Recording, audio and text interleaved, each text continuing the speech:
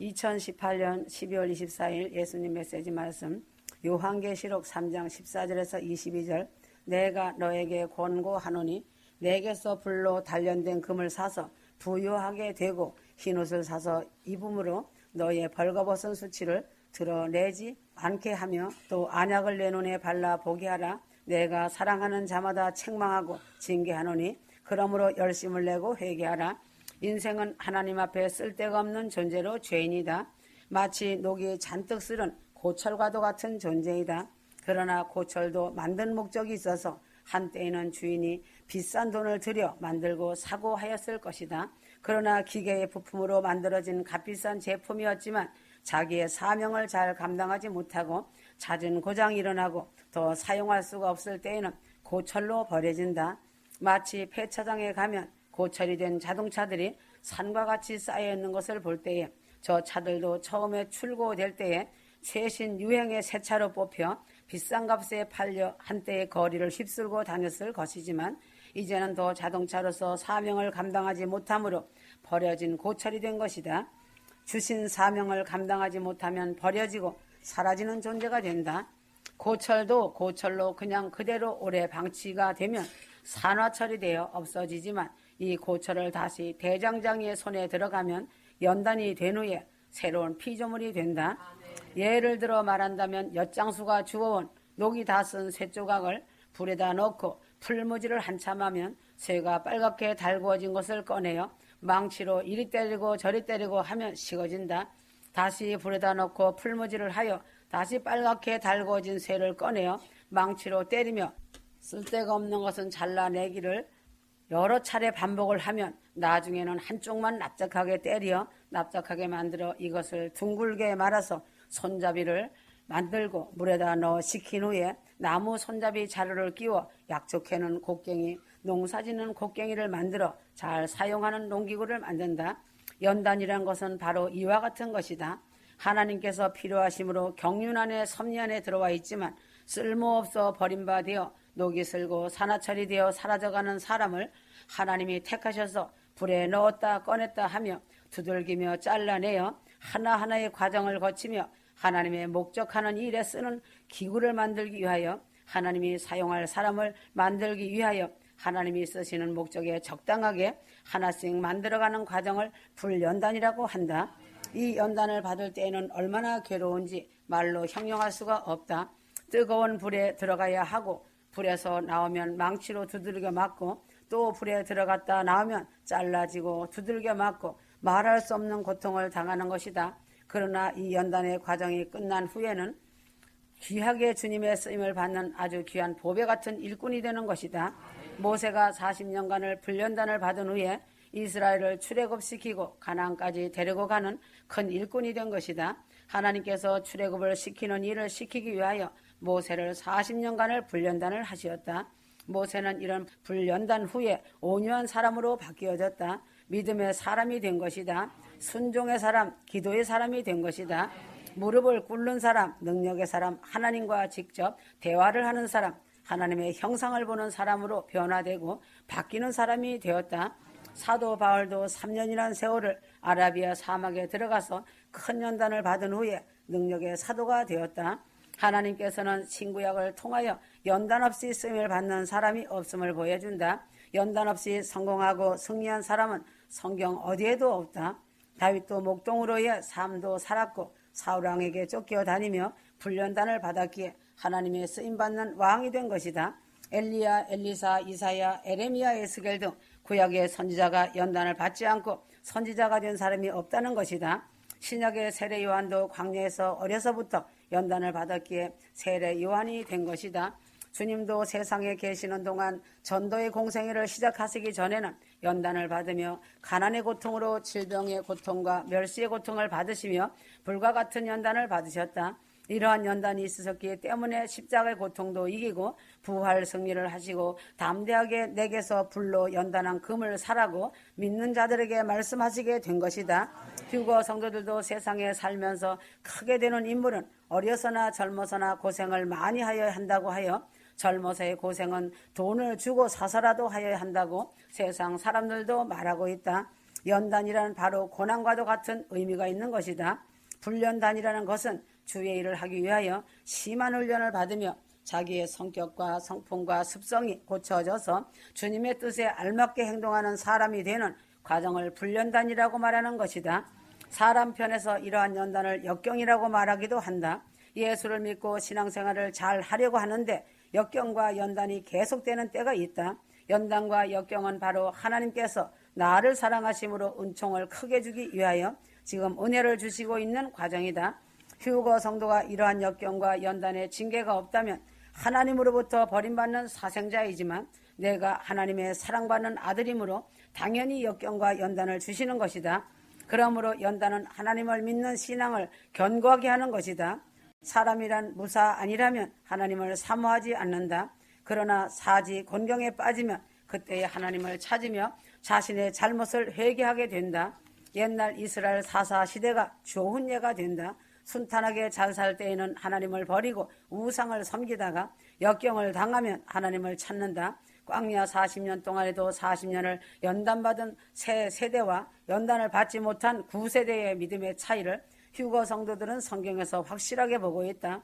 9세대 사람들은 자기들은 가나안 족속 앞에 메뚜기와 같다고 말하며 아낙 자손과 자기들을 비교하였지만 연단받은 신세대 사람들은 하나님과 문제를 비교하는 다른 점을 보인 것이다. 연단받는 것은 하나님의 크신 은혜이고 감사의 조건이다.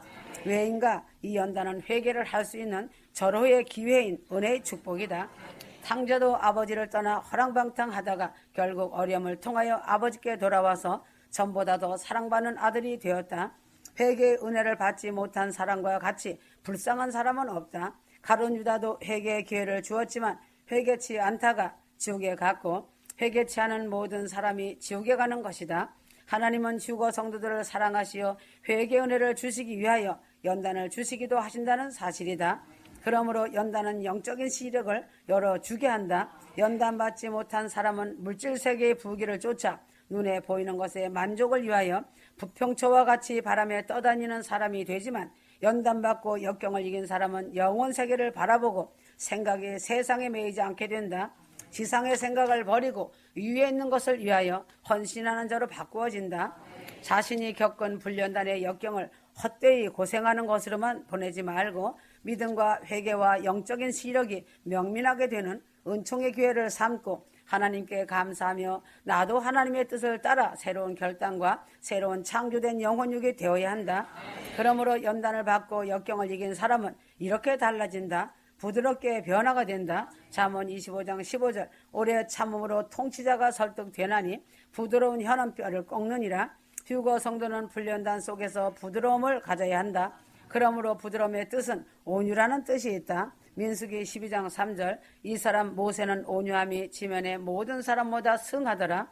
40년을 연단받은 모세는 바로의 궁궐에서 왕자와 같이 모든 면에서 부러움이 없고 모든 교만이 가득 차고 성격이 불같아서 사람을 쳐 죽이는 일도 서슴없이 하던 사람이 모든 교만이 없어지고 세상의 모든 사람보다 온유한 자로 바뀌었다.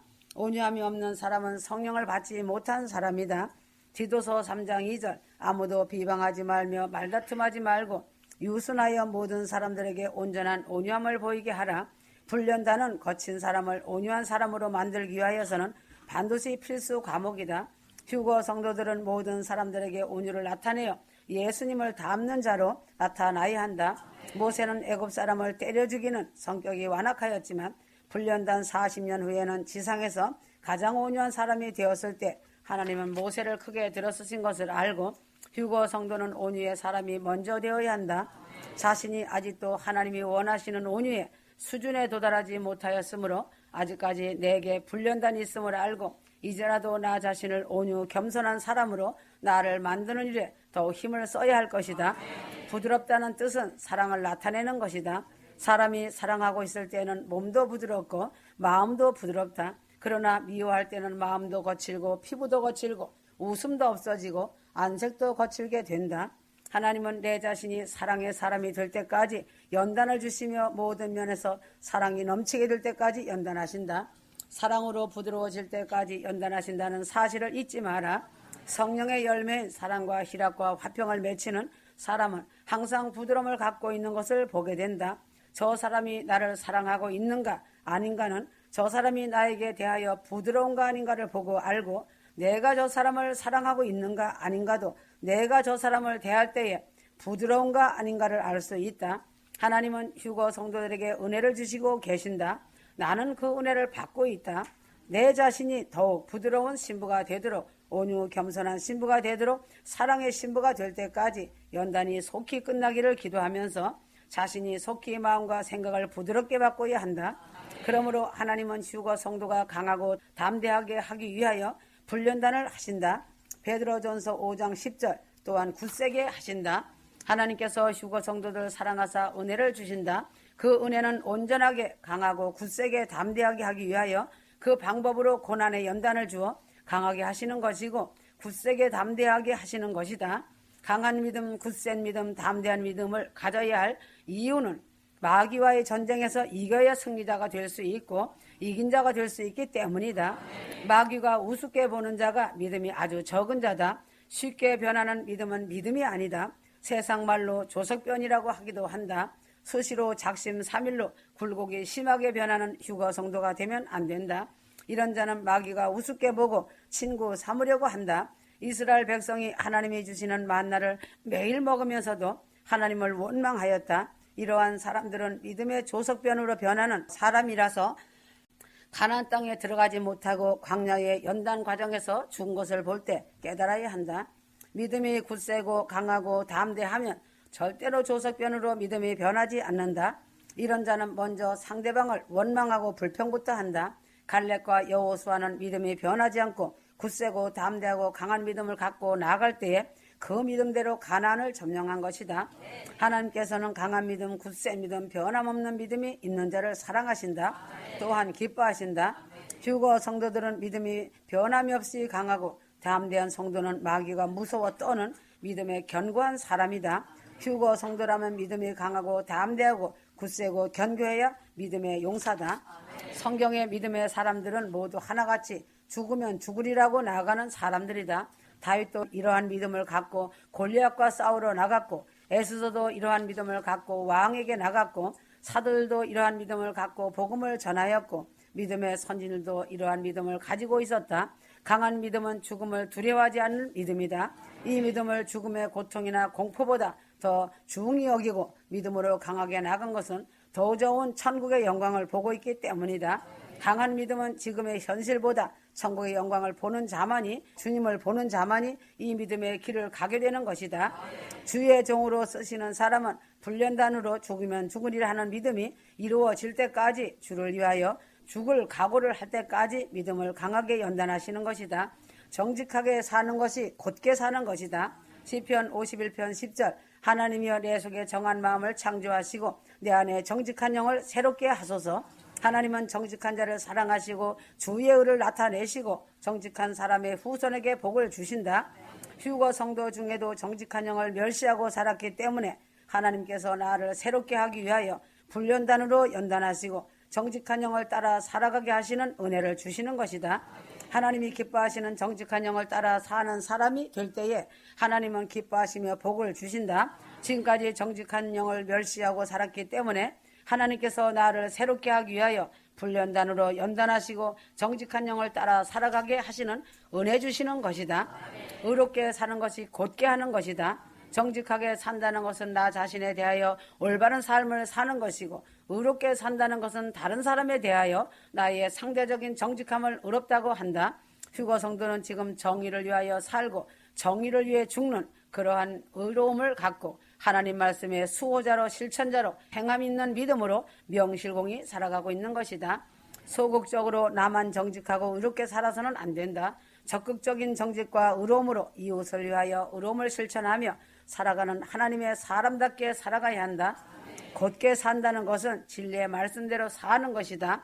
의로움의 기준을 하나님 말씀에 두고 말씀대로 곧게 바르게 진실하게 사는 것이다. 부드럽고 강하다는 것은 낚싯대와 같다. 낚싯대는 휘어지며 휘청휘청하며 부드럽다. 그러나 낚싯대는 절대로 끊어지거나 부러지지 않는다. 낚싯줄이 끊어지면 끊어졌지 낚싯대는 부러지지 않는다. 낚싯대는 곧고 바르고 반듯하고 꼿꼿한 것이 장점이다. 휴거 성도는 낚싯대와 같은 성도가 되어 많은 고기를 낚는 사람을 낚는 어부가 되어야 한다. 나 자신의 인간성이 이와 같이 된 후에 하나님께서 나를 사람을 낚는 어부로 쓰신다는 사실이다. 연단을 은혜로 받아들이고 감사하며 또 나 자신을 고쳐서 부드럽고 강한 믿음의 용사인 신부로 곧고 정직한 하나님의 일꾼이 되어 하나님의 기쁨이 되어야 한다. 시간을 헛되이 보내지 말기를 바란다. 갈라디아서 6장 3절에서 10절 만일 누가 아무것도 되지 못하고 된 줄로 생각하면 스스로 속임이니라. 사람은 속고 살며 남을 속이면서 살 때가 많이 있다. 남에게 속으면 억울해하고 분해하지만 남을 속였을 때에는 승리감을 갖기도 한다. 그러나 더 큰 문제는 자기 자신이 자기를 속이고 있는 것이다. 남을 속이는 일이나 내가 다른 사람에게 속은 일은 언젠가는 알 수 있지만 내가 나를 속인 일은 영원히 모르는 잘못을 범하기 때문이다. 그러기 때문에 내가 나를 속인 일은 영원한 낭패와 실패를 가지고 온다. 여하튼 속이고 속는 일은 분하고 원통한 일이다. 내가 속인 일로 인하여 죄를 짓게 되니 원통한 일이고 남에게 속아서 손해를 보니 원통한 일이고 나 스스로를 속여서 영원한 낭패를 당하니 이도 원통한 일이다. 되지 못하고 된 줄로 아는 사람이 속고 있는 사람이다. 갈라디아서 6장 3절 이 말씀은 거듭나지 못한 사람이 거듭난 줄로 생각하면 스스로 속고 있는 자가 된다. 믿음이 없으면서 믿음이 좋은 사람인 줄로 생각하면 스스로 알고 있는 사람도 역시 속고 있는 사람이다. 믿음이 없으면서 믿음이 많은 사람으로 알고 교만하고 잘난 척하고 구원을 받은 줄로 착각하고 있는 사람도 역시 스스로 속고 있는 사람이다. 성령을 받지 못하고서도 성령을 받은 줄로 착각하고 있는 사람도 역시 스스로 속고 있는 사람이다. 어떤 사람들은 나는 몇 월 며칠에 거듭났다고 말하는 사람들도 있다. 그러나 열매가 없는 사람들이다. 이런 사람들은 스스로 속고 있는 사람들이다. 양심의 괴로움을 억누르고 있는 일도 역시 스스로 속고 있는 것이다. 믿는다 하면서도 사랑이 없고 화목도 없고 시기와 분쟁과 불만으로 교회를 어지럽히고 약하게 하는 사람도 스스로 속고 있는 것이다. 잘 믿는다 하면서도 주일도 지키지 않고 말씀도 읽지 않고 기도를 하지 않는 사람도 스스로 속고 있는 것이다. 휴거 성도라면 과거에는 스스로 속아 이런저런 일을 했을지라도 이제는 휴거의 날이 임박했으니 정신 차리고 스스로 속지 말고 고든 길을 가야 한다. 정신 차리지 못하면 휴거의 자격이 박탈당한다. 속았구나 하는 순간은 이미 늦은 것이다. 나도 많이 속아 주었지만 속이는 그 자들은 휴거의 믿음을 이용하여 그들의 욕심을 채우는 수단으로 사용하고 날아간 것을 내가 보아왔다. 속임을 당한 자는 큰 상처와 고통을 당하고 탄식하는 것을 지켜보았다. 속았구나 할 때에는 이미 다 없어진 다음이다. 아무리 속은 일을 후회하고 억울하여도 돌아오지 않는다. 휴거 믿는 성도라고 믿었다가 속임을 당하는 그 마음의 상처는 지울 수 없이 남는 것이다. 물질에 대해 속은 일은 주님이 주시면 다시 회복할 수 있지만 영혼육에 대한 마음의 속임은 다시 돌이킬 수가 없다. 속이고 나가서 오히려 비웃고 조롱하는 말을 남기고 핍박하며 떠난다. 그러나 하나님의 날은 반드시 온다. 그들이 언젠가는 죽음이란 순간을 맞을 때, 영과 육체가 분리되는 순간을 맞을 때, 영혼 육체가 분리되는 순간 천국과 지옥이 있는 것을 볼 때 속았구나 하면서 아무리 뉘우쳐도 이미 돌이킬 수 없는 곳을 향해 무서운 곳으로 들어갈 것이다. 그래서 되지 못하고 된 줄로 알고 속고 있는 사람이 많이 있다. 그래서 차라리 욕심에 이끌려 살 바에는 태어나지 않은 만도 못하다고 한 것이다.